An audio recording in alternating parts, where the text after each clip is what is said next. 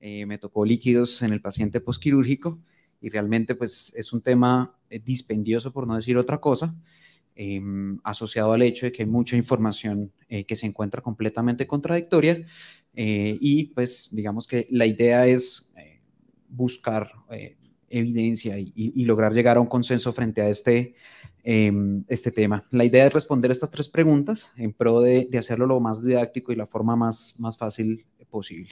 Entonces vamos a iniciar con una introducción, vamos a hablar de la respuesta fisiológica a procedimientos quirúrgicos, mediadores hormonales, pérdidas de líquidos en el posoperatorio, resucitación de líquidos y criterios de reanimación. Por esto es lo que nos pagan. Básicamente, esta es el trabajo del intensivista en la unidad de cuidados intensivos, independientemente cuál sea la causa del ingreso del paciente en la unidad de cuidados intensivos. Y es básicamente asegurarnos mediante la terapéutica que nosotros utilicemos, dícese fluidoterapia, soporte vasopresor o como ustedes lo quieren llamar, de asegurarnos de que la mitocondria esté feliz. Cuando la mitocondria está feliz, el paciente está feliz, por ende la familia también y el intensivista también. Lo difícil de esta situación es que normalmente cuando llega el paciente crítico o llega el paciente posquirúrgico a la unidad de cuidados intensivos, siempre se voltea a mirar la persona menos experta en la situación y, bueno, chino, ¿cuánto le va a poner de líquidos? Calcúlelo. Y si nos va bien, ponemos al que tiene como cara de más serio. Entonces, esto digamos que es parte de la problemática de la situación de los pacientes posquirúrgicos. Básicamente vamos a depender de las características del paciente. Esto, como toda patología, va a ser clave para la decisión y la toma de decisión que nosotros tenemos. Vamos a tener cosas sujetas tanto a situaciones como abdomen abierto, cambios de la cascada de la coagulación asociado a bypass coronario, a bypass para cirugía cardiovascular y complicaciones de pérdida de líquidos asociados a complicaciones gastrointestinales. Este es el sub y baja en el que vivimos nosotros. Muy bien, la doctora Mariel lo dijo. El poner mucho líquido va a ser deleterio, pero el no ponerlo suficiente también va a ser realmente un problema. Nosotros tenemos que balancearnos entre esto y básicamente vamos a tener que llevar una discusión entre el riñón y el pulmón, balanceándonos entre lesionar el riñón o tener complicaciones asociadas al edema pulmonar. Para el paciente enfermo crítico asociado a procedimiento quirúrgico, tenemos un tercer punto y es el hecho de que tenemos que mantener la homeostasis fisiológica y las características fisiológicas lo mejor posibles para facilitar así el proceso de recuperación y de cicatrización de sus heridas quirúrgicas. Por ende, tenemos un tercer actor en esta obra de teatro. Este artículo es básicamente para demostrar cómo un efecto o una evaluación consciente del manejo de los líquidos en la unidad de cuidados intensivos nos va a favorecer la sobrevida de los pacientes. Esto básicamente haciendo mediciones dinámicas y comprobando hora a hora, al menos en las primeras 24 horas, el requerimiento de líquidos del paciente y más importante que cuándo iniciarlos es cuándo detenerlos. Esto es para demostrarles cómo hay 2 grupos de pacientes, uno en el cual tenemos una estrategia dinámica de control de líquidos y otra un poco más liberal. Podemos observar en la primera gráfica cómo la tendencia o el tratar de llevar los pacientes a un balance hídrico mucho más neutro nos favorece la sobrevida y así el balance hídrico acumulado también nos va a generar un beneficio bastante importante, al menos en los primeros 7 días posoperatorios. La respuesta fisiológica, pues al trauma, básicamente va a ser toda la respuesta que va a tener el paciente. Nosotros pues, básicamente somos animales y va a ser toda la cascada inflamatoria y todo lo que nos va a permitir continuar con vida pese al estar heridos. Básicamente, lucha o huida, vamos a tener un aumento del volumen vasodilatación sanguínea para permitir pues, correr más rápido, glucosa para poder facilitar la generación de energía y pues la perfusión de líquidos, la perfusión de los órganos vitales. Esta manifestación fisiológica la vamos a ver en procedimientos quirúrgicos que lleven una pérdida sanguínea aproximada de 500 centímetros o más de 7 cc kilogramo. Esto, pues digamos que también tiene una similitud con los cuadros de sepsis. Ya tuvimos una charla sobre bypass extracorpóreo para cirugía cardíaca, entonces básicamente esto también, o las características del procedimiento quirúrgico también nos va a comprometer la situación del paciente. Esto va por la liberación de citocinas y alteración de la cascada de la coagulación y la liberación de óxido nítrico asociado pues, a estos procedimientos y el contacto de la sangre con estos tubos. Vamos a tener básicamente vasodilatación y alteración de la coagulación. En casos muy puntuales y asociados a quimioterapia hipertérmica en el paciente quirúrgico como manejo de patologías oncológicas, vamos a tener un incremento, un actor externo, el cual va a ser el aumento de las citocinas y la extravasación de líquidos asociados pues, a todo el proceso inflamatorio a nivel abdominal, teniendo en cuenta que muchas veces en estos pacientes también tenemos resección de órganos y de material, de piezas quirúrgicas intraabdominales, lo cual nos va a favorecer también la generación de un tercer espacio. Entonces, como parte de los mediadores hormonales, tenemos la vasopresina, se va a encargar de generar retención hídrica a nivel del riñón. Esto pues, nos va a generar más factores de confusión asociados a la disminución de producción de orina. La oliguria es secundaria a hipovolemia, o es vasopresina, o es otra situación. Aldosterona nos va a generar un favorecimiento de la pérdida de potasio a nivel renal, lo cual pues, nos va a favorecer la generación de arritmias. Cortisol, básicamente generación de azúcares, nos va a generar alteración en la cicatrización y proliferación de bacterias catecolaminas, y pues las citoquinas, que ya lo dije anteriormente, pues nos va a generar fuga de extravasación. Entonces siempre va a ser necesario generar una diferenciación. Bueno, es hipovolemia, es estrés quirúrgico, ¿qué es lo que está pasando? Vamos a tener un paciente con taquicardia, hipotensión y oliguria. Bueno, ¿cuál de las dos es?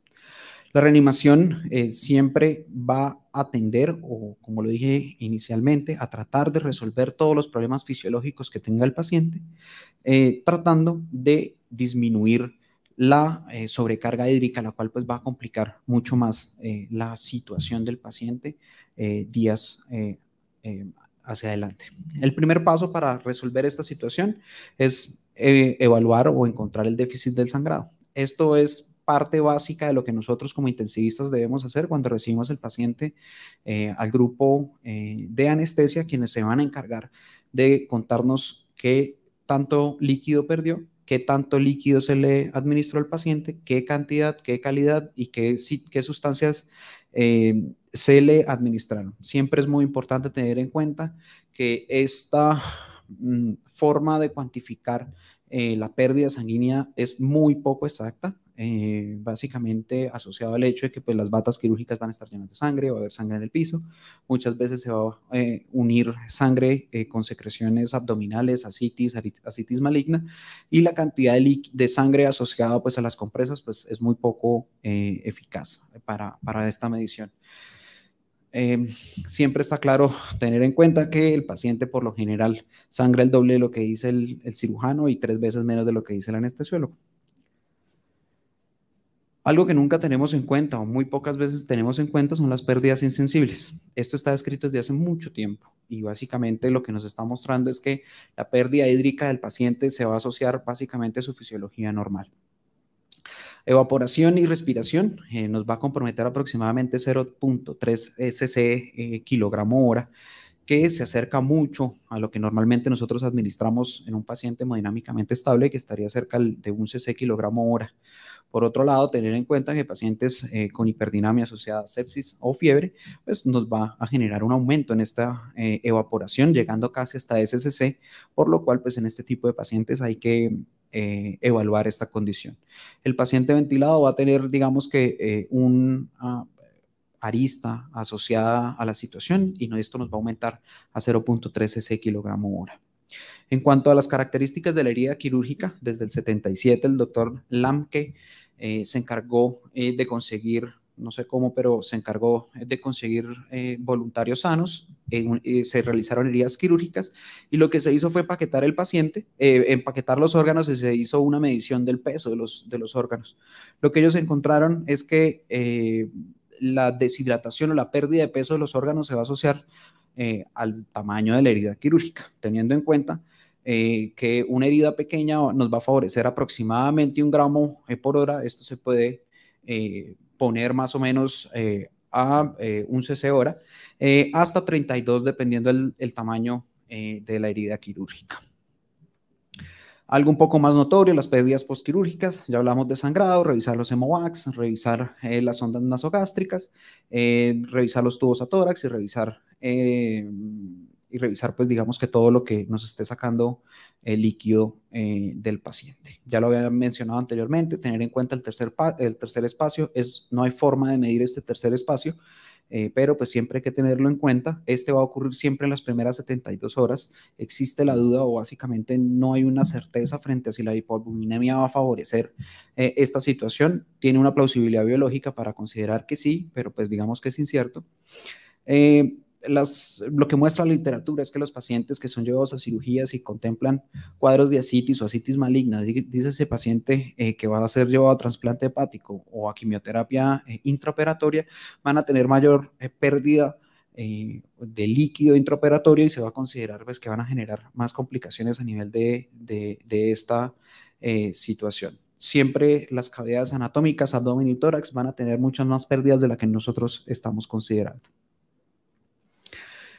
Lamentablemente no hay una forma de calcular o no hay una forma de iniciar, de medir la cantidad de líquido que ha perdido el paciente durante el procedimiento quirúrgico. Por eso siempre nos vamos a tener que guiar de marcadores como la inestabilidad hemodinámica, la alteración del estado mental y la disminución del gasto urinario. Cosas como la acidosis láctica y el déficit de base, pues básicamente nos van a estar hablando de que no se está cumpliendo lo que les dije en la primera diapositiva.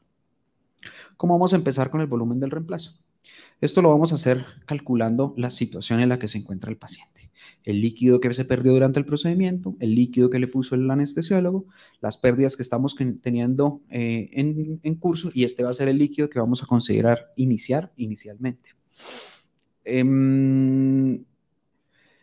Para hacer este reemplazo, volvemos otra vez a lo mismo, vamos a depender de cada paciente. En un paciente que se encuentra completamente asintomático hemodinámicamente, vamos a tener una reposición de 1 a 1.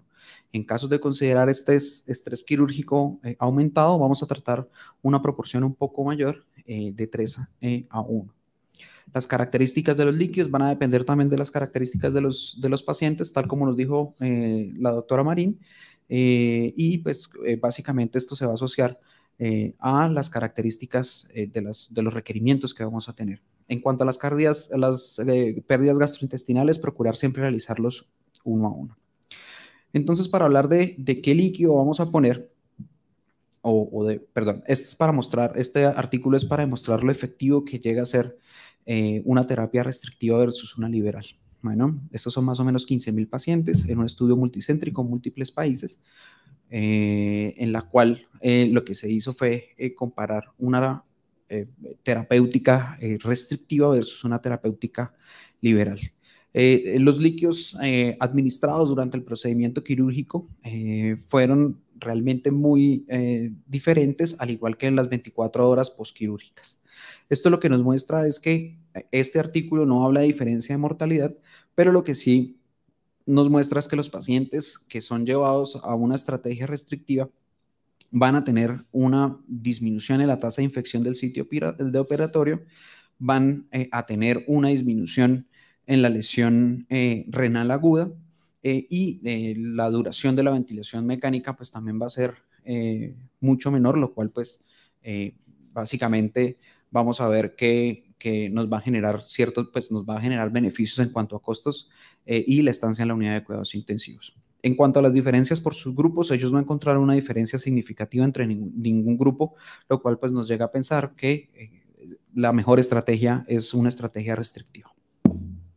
En cuanto al fluido de reemplazo, la idea es individualizar el paciente teniendo en cuenta las características de cada uno. La solución salina, tener en cuenta el pH ácido, el sodio y el cloro, indicado para pérdidas gastrointestinales. Cuando se requiere transfusión sanguínea, se debe hacer con solución salina, esto asociado a que no tiene aditivos como el acetato. En trauma craneoencefálico estaría indicado, y tener en cuenta pues, los factores de riesgo como la generación de acidosis hiperlactatémica y la vasoconstricción renal. El lactato de Ringer, por lo general, siempre es utilizado en casos en cuando la solución salina no es posible, esto asociado pues, a la menor cantidad de cloro que tiene y el acetato y el bicarbonato, que se convierte en bicarbonato, y esto nos facilita, pues digamos, que el manejo en ciertos pacientes. Coloides, una gran interrogante, y ya vamos a discutir eso.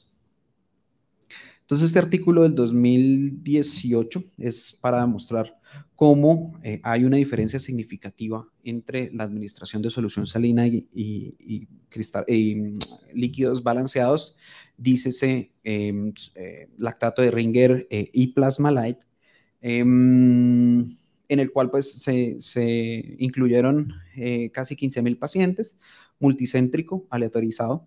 Lo que podemos ver es el comportamiento de las variables básicas asociadas a ambas sustancias, tanto como cloro como el bicarbonato. Claramente, como pues, se ve, la solución salina es la roja, vamos a tener más cloro y menos bicarbonato, y el cloro pues va a estar menos en el lactato de Ringer, y pues vamos a tener más bicarbonato.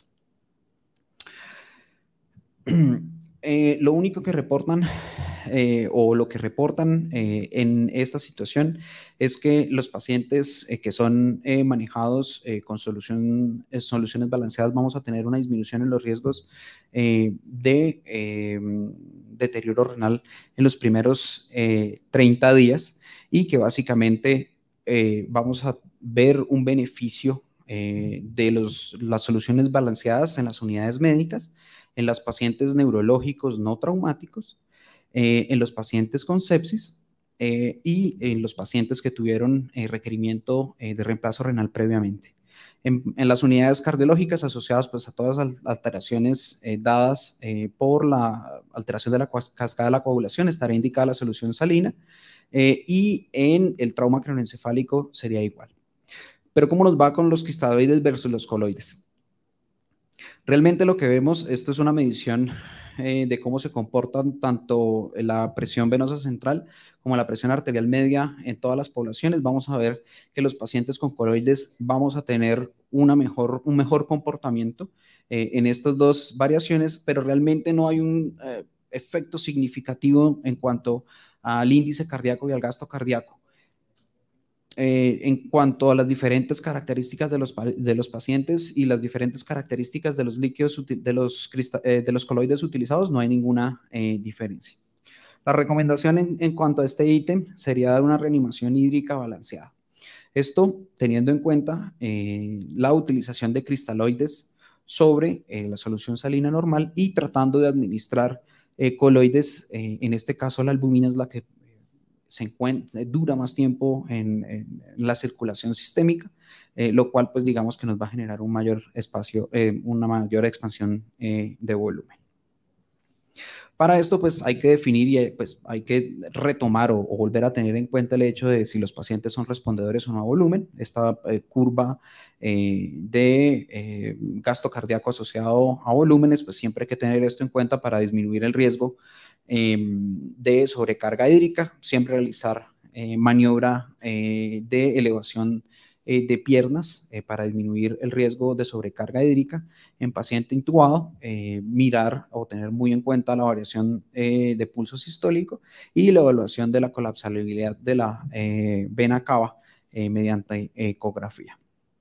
¿Cuándo nos vamos a detener? Básicamente lo que vamos a hacer es hacer un seguimiento del paciente, evaluar periódicamente las variables anteriormente mencionadas, ácido láctico, déficit de base y saturación venosa, para considerar que la reanimación está siendo exitosa.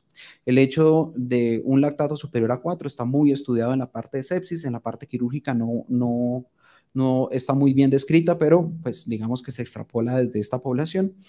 pacientes hepáticos van a tener menos aclaramiento del lactato, por lo cual pues digamos que hay que ser un poco más laxos en esta situación.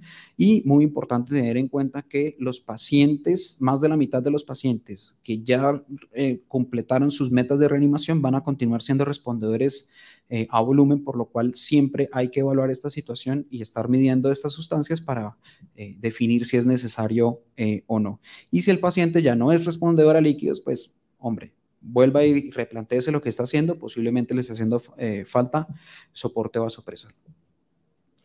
Como nuestro trabajo siempre es tratar de hacer fácil las cosas muy complejas, este fue un algoritmo que me encontré publicado por el doctor Vincent en el 2018, en el cual pues lo que él nos muestra es, bueno, tenemos un problema, esto puede ser secundario a hipotensión, listo, haga una ecodinamia. Tiene llenado cardíaco bajo y un gasto cardíaco, listo, una carga de líquidos. Hago la cardiodinamia. ¿Estamos bien? ¿Tenemos un corazón funcionando bien? Bueno, ¿el paciente está ventilado o no está ventilado? Si sí está ventilado, lo que vamos a hacer es variabilidad de pulso y variabilidad o respuesta del volumen sistólico asociado a la carga de líquidos.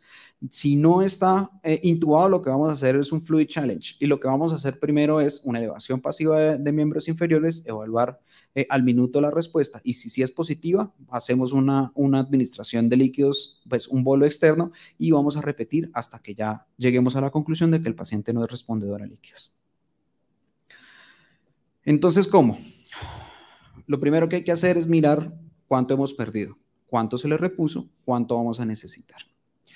El paciente está requiriendo, pese a la pérdida de líquidos, ¿está requiriendo líquidos o no lo está requiriendo? ¿Está hemodinámicamente estable? No está hemodinámicamente estable.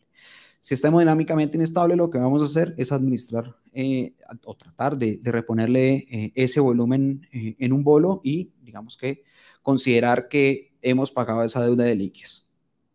¿Con qué? Pues ya como lo nombré anteriormente, van a depender de las características de cada paciente y lo que queramos reponer. Gasto gástrico, solución salina, si no hay más, solución salina, preferiblemente lactato de Ringer asociado pues a coloides. ¿Hasta cuándo? Hasta que normalicemos las variables ecodinámicas y logremos una normalización de los parámetros fisiológicos. Esta es la bibliografía. Muchísimas gracias por su atención.